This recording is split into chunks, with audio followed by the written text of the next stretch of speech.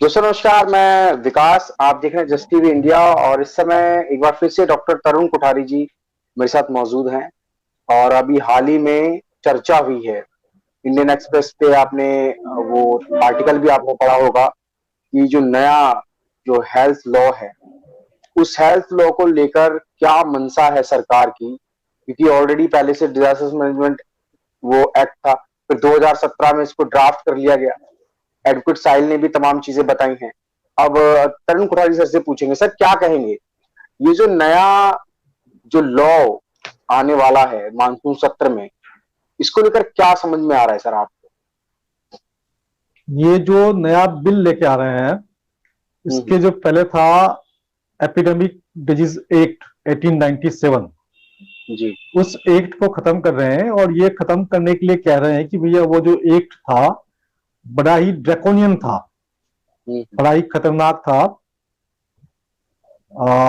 जनता के लिए वो एक्ट सही नहीं था, तो उसके बदले में एक नया एक्ट लाने की बात चल रही है। लेकिन जो नया एक्ट लाया जा रहा है वो एक्ट उसके मुकाबले कई गुना अधिक खतरनाक एक्ट लाया जा रहा है। अगर आप इसकी ड्राफ्टिंग पढ़ेंगे तो ये जो जी। न्यू पब्लिक हेल्थ की बात हो रही है, बात जो इन लोगों ने शुरू की है पब्लिक हेल्थ की बात की है, लेकिन यहां पर चार फोर टायर्स बनाए इन लोगों ने, four tyres of the administration. इसका मतलब यह है कि सेंट्रल गवर्नमेंट भी एक्शन ले सकती है, स्टेट गवर्नमेंट भी एक्शन ले सकती है, इसके अलावा डिस्ट्रिक्ट लेवल पर एक्शन लिया जा सकता है, इसके अलावा ब्लॉक लेवल पर एक्शन लिया जा सकता है। यानी कि एक जो ब्लॉक पे जो अधिकारी बैठा हुआ है वो अधिकारी भी लॉकडाउन लगा सकता है।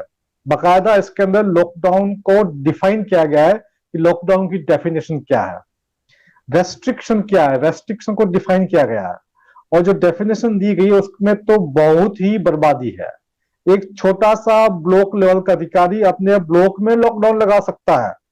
यानी कि किस प्रकार से जो लॉकडाउन लगाए पिछली सरकारों ने उनको सही साबित करना, और आगे वाली आने वाली सरकारों के लिए, खास तौर से अधिकारियों के लिए, कहीं भी किसी भी जगह लॉकडाउन लगाने की छूट देना, ये इस बिल के अंदर है। तो इस बिल में तमाम तरह की बातें लिखी हुई है। मैं आपको थोड़ा सा इसमें पढ़ के बताता हूं। इसमें पब्लिक हेल्थ की बात हुई है। पब्लिक हेल्थ के साथ में सरकार ये कह रही है कि पब्लिक हेल्थ इमरजेंसी कोई भी हो सकती है, चाहे वो बायो टेररिज्म की बात हो रही है, या कोई न्यूक्लियर अटैक हो गया है, या कोई हेल्थ अटैक हो गया है, या कोई न्यूक्लियर एक्सीडेंट भी हो गया है। तो अलग अलग पॉइंट्स अलग अलग है, लेकिन सरकार जब चाहे आपकी गतिविधि को ठप कर सकती है, आपके व्यवसाय को बंद कर सकती है, आपके एजुकेशनल इंस्टीट्यूट को बंद कर सकती है, आपका कोई ऑफिस है वहां जाना बंद कर सकती है। ये सब कुछ इसमें लिखा हुआ है। एक एक चीज इसको डिफाइन किया गया है कि देखिए पब्लिक हेल्थ मेजर्स, क्या क्या मेजर्स लिए जा सकते हैं। क्वारंटाइन और restrict the movement of any person or class of person or any object or class of object suspected to be exposed to any such disease or exposed to any substances as may be stated in the order। ऐसा कोई भी बीमारी है जो सरकार को लगता है कि आपको हो गई है, या ऐसा कोई एक्सपोजर है जो आपको हो गया है, तो आपको तुरंत ही क्वारंटाइन किया जाएगा, रेस्ट्रिक्शन किया जाएगा। ये एक ब्लॉक लेवल का अधिकारी भी तय कर सकता है। और क्या कर सकता है, prohibit any such activity likely to be inimical or to public health in any areas under its jurisdiction। यानी कि पब्लिक को एक्टिविटीज को रेस्ट्रिक्ट कर सकता है, उसको प्रोहिबिट कर सकता है। और क्या है, कंडक्ट मेडिकल एग्जामिनेशन, वो किसी भी व्यक्ति का मेडिकल एग्जामिनेशन कंडक्ट कर सकता है, इंक्लूडिंग लेबोरेटरी एक्सपेरिमेंट। जी, लैब टेस्ट करवा सकते हैं कभी भी। हाँ, हाँ, लैब टेस्ट भी कर सकते हो, लैब टेस्ट के अलावा बाकी टेस्ट भी हो सकते हैं, including laboratory examinations and provide treatment, vaccination और other prophylaxis to any person और class of person expose to और सफरिंग और suspected to be suffering from any such disease. यानी कि कोई व्यक्ति या व्यक्तियों का समूह उसको जबरदस्ती उसका डायग्नोस्टिक टेस्ट हो सकता है, जबरदस्ती उसको ट्रीटमेंट दिया जा सकता है, जबरदस्ती उसको वैक्सीन किया जा सकता है, जबरदस्ती उसको प्रोफाइलैक्सिस के नाम पर कुछ दवाई दी जा सकती है। किसको दी जा सकती है? जिनको लगता है कि बीमार है उसको, जिसको लगता है कि सस्पेक्टेड है, मतलब एक तो बीमार है, एक बीमारी का सस्पेक्ट है, उसको भी। तो इस प्रकार से तो किसी भी व्यक्ति को ये पकड़ सकता है कि भाई आपको तो हमें लगता है कि आप तो बीमार हो और पकड़ लिया। तो इस प्रकार से इनह्यूमन चीज हो रही है। यहाँ पर जो अधिकार मिलने वाले हैं वो एक अधिकारी को अधिकार मिलने वाले हैं, जो एक ब्लॉक लेवल का जो चिकित्सा अधिकारी होगा या ब्लॉक लेवल का जो कोई आपका लोकल अधिकारी होगा उसको होगा। अंडरटेक डिसइंफेक्शन, डिसइंसर्शन, ये बहुत सारे हैं। इसमें है provide for the inspection if required, detention of any shipment, cargo, object being transported।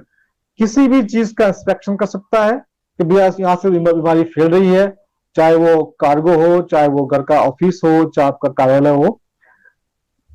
Any vehicle, any vessel, any ship, any aircraft, any train, any object of transport, किसी भी ट्रांसपोर्ट के object को चेक किया जा सकता है। Arriving at passing through any place, या port पे या एयरपोर्ट पे या बस स्टेशन पे या रेलवे स्टेशन पे। अभी जो हम बात कर रहे थे कि भैया आपको क्या अधिकार है, तो अब ये इस प्रकार का अधिकार दे रहे हैं कि किसी भी रेलवे स्टेशन के ऊपर, किसी भी बस स्टेशन के ऊपर, किसी भी पोर्ट के ऊपर, एयरपोर्ट के ऊपर आपको उतरते हुए या चढ़ते हुए आपको जबरदस्ती चेकिंग होगी, जबरदस्ती आपका टेस्ट होगा। आपको संभावित सस्पेक्ट पता करके वो आपको जबरदस्ती टेस्ट करेंगे। तो जिस प्रकार से बात हो रही है, ये इतना बड़ा गुलामी का तंत्र शुरू कर दिया है, ये एक वैश्विक षड्यंत्र के तहत हो रहा है। जिस प्रकार से भारत सरकार से चाहती थी कि WHO ट्रीटी साइन करे, जिस ट्रीटी के अंदर इन स्थितियों के अंदर भारत सरकार का रूल खत्म होकर WHO का रूल चलेगा। उसी प्रकार से WHO के इंस्ट्रक्शन से कहीं भी किसी भी कोने के अंदर देश में किसी ब्लॉक को या किसी डिस्ट्रिक्ट को या बहुत सारे ब्लॉक को या बहुत सारे डिस्ट्रिक्ट को सरकार ने छूट दे दी है। तो मान लीजिए हिंदुस्तान में तो अगर हम बात करें जिलों की, तो कम से कम 5,000 से अधिक जिले हैं, डिस्ट्रिक्ट है ना। तो 5,000 डिस्ट्रिक्ट अधिकारी कभी भी किसी भी डिस्ट्रिक्ट को बंद कर सकते हैं। तो आपकी जो सप्लाई चेन है पूरी बंद हो जाएगी। आपका माल किसी एक डिस्ट्रिक्ट में जा रहा है, आप दिल्ली से कोई माल सप्लाई कर रहे हैं किसी मध्य प्रदेश के किसी डिस्ट्रिक्ट में जा रहा है, वो डिस्ट्रिक्ट बंद है, वहां लॉकडाउन लगा हुआ है, तो आपका माल तो जा नहीं सकता। और वहां से भी आप, वहां से कोई माल किसी और देश में किसी प्रांत को जाना, वो जा नहीं सकता। तो पूरा का पूरा सप्लाई चेन ये ब्लॉक कर देंगे। जब चाहे तब जनता को बिल्कुल खड़ा कर देंगे। जनता के लिए बहुत ही ये एक प्रकार का हेल्थ के नाम पर के एक बहुत बड़ा आतंकवादी गतिविधि सरकार लीगलाइज कर रही है। एक आतंक के गतिविधि को सरकार लीगलाइज कर रही है, उसके पक्ष में कानून बना रही है।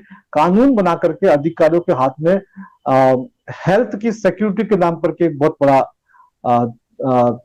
हथियार जो मिलने जा रहा है, जिसकी वजह से भारत की जनता को गुलामी सहन करनी पड़ेगी। ये जो अंग्रेजों ने जो एपिडेमिक एक्ट लागू किया था 1897, उस टाइम जो एक्ट हुआ था प्लेग के टाइम पे, उससे भी कई गुना अधिक खतरनाक ये एक्ट है। ये देश की जनता को समझने की आवश्यकता है। तो क्या कहेंगे तमाम सांसद हैं, संसद में बैठे हुए हैं, आखिर वो भी तो अपना मत देंगे इसमें जब ये पास होगा मानसून सत्र में, तो उससे पहले कोई प्लान नहीं हो सकता सर? देखिए, सांसद भारत में किस प्रकार से काम करते हैं आप और हम जानते हैं ना। पार्टी का व्हीप आ जाता है या आदेश आ जाता है कि पक्ष में मतदान करना है, विपक्ष में। तो जो पार्टी की जो विचारधारा होती है, जो पार्टी के जो बड़े लोग तय करते हैं, बाकी सांसद उसी के हाँ में हाँ मिलाते हैं। हमारे देश के अंदर ऐसा कभी देखा नहीं गया है कि भाई सांसद ने अपनी राय रखी हो, है ना। अभी आप देखिए, लॉकडाउन लगाया देश के अंदर, सेंट्रल गवर्नमेंट ने लगाया, स्टेट गवर्नमेंट ने लगाया, उस पार्टी के किसी सांसद ने विरोध नहीं किया। जिस स्टेट गवर्नमेंट में लगा, चाहे वो कांग्रेस का था, चाहे भाजपा का था, चाहे आम आदमी पार्टी का, वहां के किसी विधायक ने विरोध नहीं किया। किसी ने बताने की कोशिश नहीं की कि ये एक फर्जी महामारी है या फेक पेंडेमिक है, और इस फैक्ट की वजह से कैसे जनता को आप अत्याचार कर रहे हैं, ये लॉकडाउन नहीं लगना चाहिए, रेस्ट्रिक्शंस नहीं होने चाहिए। तो देश में अब उस प्रकार के लोग, उस प्रकार के नेता अब नहीं रहे हैं। अब जो भी है वो पिछलग्गू है। और जो जनता भी, जो आज जो वोटिंग का जो ट्रेंड चल रहा है, वो एक व्यक्ति के नाम पर वोट पड़ता है। आप किसी विधायक के पास जाते हैं, कि सांसद के पास जाते हैं, तो विधायक कहता है कि भैया आपने तो हमें वोट दिया ही नहीं था, आपने तो वोट फलाना आदमी को दिया था ना। तो वोट उसके नाम पे पड़ते हैं। तो एक व्यक्तिगत जो सांसद विधायकों का जो टच जो जनता के साथ होता था, जनता अपनी कोई बात उनके पास जाकर रखती थी और वो आगे जाकर के अपनी बात को रखते थे, वो सिस्टम अब देश में खत्म हो चुका है। तो ये भी एक प्रकार का गुलामी का नया दौर है। तो तरुण सर क्या कहेंगे, अभी इसमें ये भी है कि जहां भी आप चाहे वहां रेड डाल सकते हैं, जिसको चाहे उठाकर उसको बंद कर सकते हैं, तो स्थिति तो बहुत भयावह होने वाली है आने वाले वक्त में। तो ये निपटा कैसे जाएगा? ये ड्राफ्ट को पढ़ते पढ़ते मेरी रूह कांप रही थी। जब मैं ड्राफ्ट को पूरा पढ़ रहा था तो मैं समझने की कोशिश कर रहा था कि एक शब्द को उसका मतलब क्या है। तो मतलब मुझे लगा कि अगर ये बात हमने भारत की जनता को अभी नहीं बताई तो बहुत बहुत बड़ा, बहुत बड़ी बड़ी बात होने वाली है। मतलब हेल्थ के नाम पर पे एक गुलामी का बहुत बड़ा षड्यंत्र है। आप ये नहीं कह रहे बीमार है, आप कह रहे कि आपको किसी के बीमार होने की संभावना दिख रही है और आप उसके ऊपर रेड डाल रहे हैं। कभी तू तो पता नहीं तो बीमार हो सकता है और घर में रेड डाल दी। और रेड डाल दी, चाहे घर हो, चाहे प्रतिष्ठान हो, चाहे पब्लिक प्लेस हो, चाहे प्राइवेट प्लेस हो, चाहे ऑफिस हो, चाहे फैक्ट्री हो, चाहे एजुकेशनल इंस्टीट्यूट हो, कुछ भी हो, उसमें सब कुछ शामिल कर दिया है। तो ये बहुत बड़ा है और इस चीज का हमको विरोध अब प्रारंभ कर देना चाहिए। अगर ये मानसून सत्र में पास हो गया तो बहुत देश की जनता के साथ बहुत बड़ा दुर्भाग्य होगा। तो हमें पूरी कोशिश करनी चाहिए कि तब तक हमारे पास समय है हम जनता को जागरूक करें, इसको बताएं कि भैया इसका विरोध करें, क्योंकि सांसद और विधायकों से उम्मीद करना व्यर्थ है। हम अधिक से अधिक प्रधानमंत्री जी को या देश के स्वास्थ्य मंत्री जी को पत्र लिख सकते हैं, उनको बता सकते हैं, लेकिन फिर भी अगर लार्ज स्केल पर इसका विरोध होगा तब जाकर के ये बात रुक सकती है। क्या अभी ये भी खबरें आ रही थी कि ये फोर्थ वेव जो है वो भी आने वाली, तो क्या उसी बीच उसी दौरान ये सारा जो है प्लान किया जाएगा डॉक्टर साहब? हाँ, फोर्थ वेव के बारे में मैंने आपको पहले बताया था, आपने शायद ध्यान दिया हो। ये मई जी जून जी की बात कह रहे हैं कि मई जून में फोर्थ वेव मई जून की बात कर रहे हैं। अभी आपने सुना होगा पहला केस XE का पहला केस आ गया है। हाँ जी हाँ एक हाँ खबर जी हाँ जी है ना, मुंबई में आ गया। फिर एक मुंबई में आ XE गया का एक नया केस उन्होंने सर पुणे के अंदर भी बताया अभी कल परसों, है ना। अब जी। धीरे धीरे XE की बात करेंगे, XE करते करते करते कहां से कहां ले जाएंगे। कोलेरा कोलेरा का पेंडेमिक के नाम पर इन लोगों ने छह पेंडेमिक बता दिए। Cholera first pandemic, cholera second pandemic, cholera, ऐसा करते करते 50 साल तक इन्होंने कोलेरा के 6 पेंडेमिक घोषित किए। तो अब तो जितने भी पुराने पेंडेमिक्स हैं जिनकी घोषणा हुई है वो सारे के सारे शक के दायरे में कि वास्तव में पेंडेमिक थे या नहीं थे, आप समझ सकते हैं। तो झूठी महामारी, नकली महामारी, फर्जी महामारी, महामारी का गेम खेल करके जिस प्रकार से अब ये चौथी वेव की बात चल रही है, तो अब आप देखिए, आज ही मैंने अखबार के अंदर न्यूज पढ़ी थी, आज का अखबार जो था उसमें जो 1200 रुपए का जो वैक्सीन है वो अब कम करके 260 का कुछ कर दिया इन लोगों ने। आज की रेट 1200 का वैक्सीन जो है वो 260 का कर दिया एक दिन के अंदर, रातों रात। सोचिए कि जो सीरम इंस्टीट्यूट के मालिक है और बाकी लोग सरकार से कह रहे हैं कि हमारी वैक्सीन जो है वो एक्सपायर्ड नहीं हो, इसके लिए आप युवाओं के लिए बूस्टर डोज की घोषणा कर दीजिए। और हमारे हेल्थ मिनिस्टर ने और सरकार ने 2-3 दिन बाद घोषणा कर दी कि भैया युवा जो है वो बूस्टर डोज ले सकता है। तो आपका प्रोडक्ट एक्सपायर नहीं हो उसके लिए आप ये घोषणा कर रहे हैं। तो सरकार और सरकारी तंत्र पूरा का पूरा, जो हमारे देश का जितना पैसा लगा हुआ है सरकार के ऊपर, जो भी हम लोग टैक्स दे रहे हैं, चाहे वो डायरेक्ट टैक्स चाहे इनडायरेक्ट टैक्स है, सारा का सारा पैसा कुछ कंपनियों को फायदा पहुंचाने के लिए सरकारी तंत्र काम कर रहा है। जो पैसा विकास में खर्च होना चाहिए, विकास तो कहीं हुआ नहीं है, बल्कि वो सारा पैसा प्रचार प्रसार में और इस प्रकार से खर्च हो रहा है। तो ये फोर्थ वेव भी लाने की जो बात चल रही है, अब लोगों को जागने की आवश्यकता है। हम पिछले 2 साल से बराबर प्रयास कर रहे हैं, काफी लोग हाँ। और तो तरुण सर क्या कहेंगे, अभी तमाम जो पब्लिक अभी घरों में है, इस समय डरी है, सहमी भी है, कुछ लोग हैं जो आपके फॉलोअर हैं, डॉक्टर BRC के फॉलोअर हैं, एक तरफ नीलेश ओझा जी हैं, वो कमान संभाले हुए हैं लीगल रूप से, आप संभाले हुए हैं कि पब्लिक को हम लोग गुमराह नहीं होने देंगे, उनको हम लोग हेल्थ के रूप में उनको अवेयर करेंगे। तो अब सिचुएशन किस तरीके की सिचुएशन आ गई है? क्या करो या मरो वाली सिचुएशन आ गई है या फिर पब्लिक को अब सड़कों पे आना पड़ेगा? हाँ बिल्कुल, सिचुएशन वही है। अब स्थिति वही है, अब करो या मरो वाली स्थिति आ चुकी है। डू और डाई, पब्लिक को सड़कों पर आना पड़ेगा। ये बात मैं 2 साल से कह रहा हूं। अगर आप सड़कों पर नहीं आए, आपने विरोध नहीं किया, तो चौथी वेव भी आएगी और चौथी वेव के बहाने ये पीछे पीछे और भी कुछ न कुछ गुल खिलाएंगे, कई तरह के आपके बिल पास करेंगे और चौथी भी आएगी, हो सकता है पांचवी भी आ जाए, उसके बाद कुछ कहा नहीं जा सकता, क्योंकि ये जो उनका गेम है ये 2025 तक चलने का नियम जो उन लोगों ने बना रखा है। इन लोगों ने इसको प्रोग्राम बताया है, वर्ल्ड बैंक का जो डॉक्यूमेंट है उसमें प्रोग्राम मेंशन किया है। तो ये प्रोग्राम की जो एंड डेट है वो 2025 की है, और 2025 के बाद में एक नया पेंडेमिक लाने वाला है, स्पार्स पेंडेमिक। वो भी कोरोना की वेरिएंट है, कोरोना वेरिएंट स्पार्स पेंडेमिक, तो नाम स्पार्स चलेगा। तो 2028 तक का गेम है ये, 2028 तक का गेम है। इसलिए अब हमारे सामने बहुत ही विपरीत स्थिति है। जो लोग जो वैक्सीन लगवा चुके हैं, जो नहीं लगवाए हैं और जिनको बात समझ में आ चुकी है वो आप नहीं लगवा रहे हैं, है ना। अब वो बात तो खत्म हो गई, अब बात हो चुकी है कि आगे आने वाले समय के अंदर और भी भयावह स्थिति होने वाली है। इसके लिए जनता को जागरूक होकर के पार्टी के सिद्धांत और विचारों से अलग हटना पड़ेगा।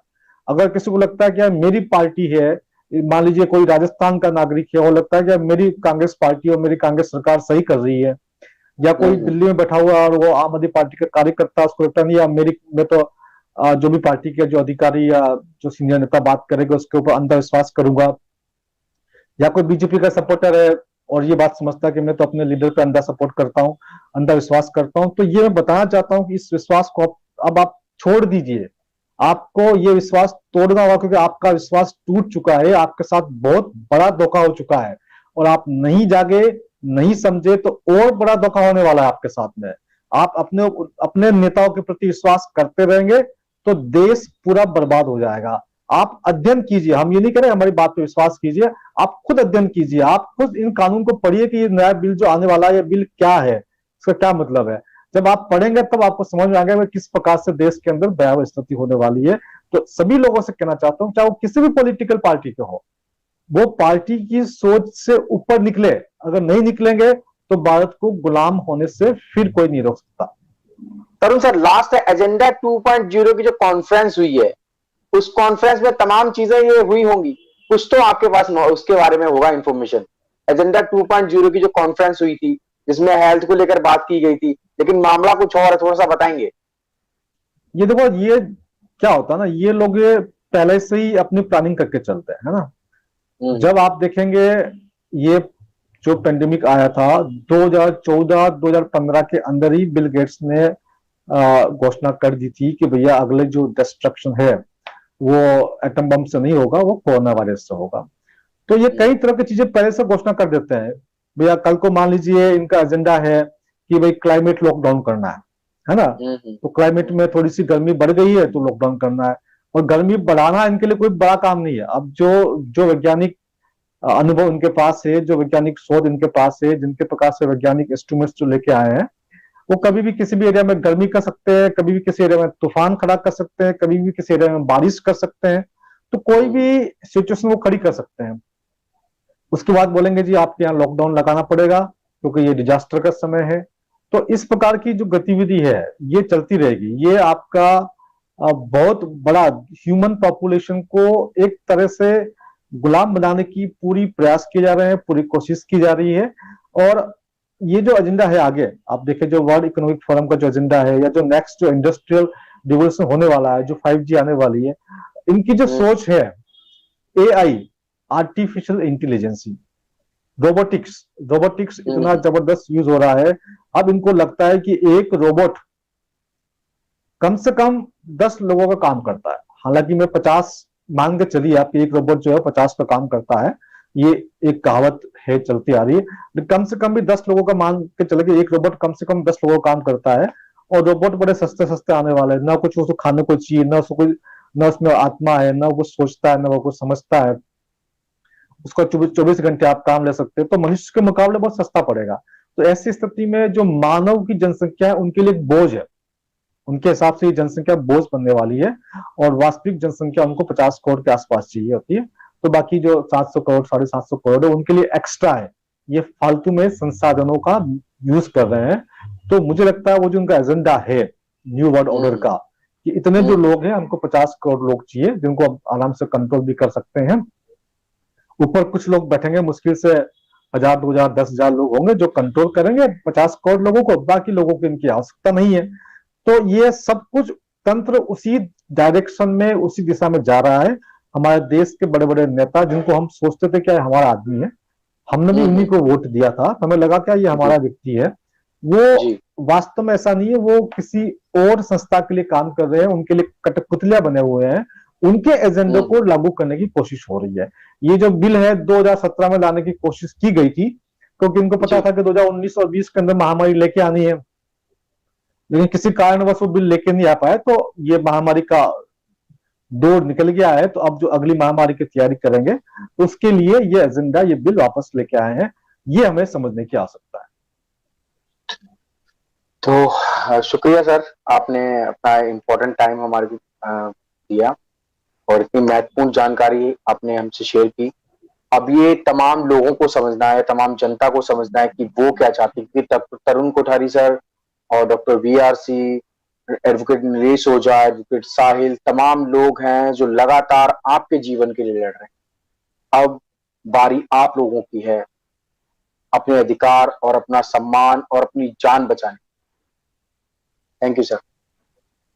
Thank you.